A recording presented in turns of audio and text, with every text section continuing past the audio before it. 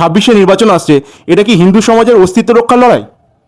আমি একদম জোর দিয়ে বলতে পারি, পশ্চিমবঙ্গকে তৃণমূল কংগ্রেস বাংলাদেশ করার চক্রান্ত করছে।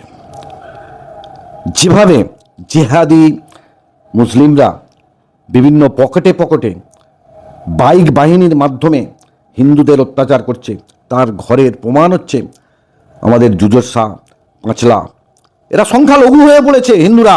এটা চক্রান্ত গভীর। এটা তৃণমূল কংগ্রেস তোষণ করে করে শুধু নয়, জেহাদি তৈরি করছে প্রত্যেকটাই মানে রাষ্ট্রবিরোধী মুসলিমগুলোকে, যারা রাষ্ট্রবাদে বিশ্বাসী নয়। জানেন, খেলা হলে পাকিস্তানের ঝান্ডা ওড়ায়, বাংলাদেশের পতাকা ওড়ায়। তারা কি রাষ্ট্রবাদী? তারা তো দেশ বিরোধী। হ্যাঁ, কিছু রাষ্ট্রবাদী মুসলিম আছে যারা ভারতীয় জনতা পার্টির কাজকে সমর্থন করছে।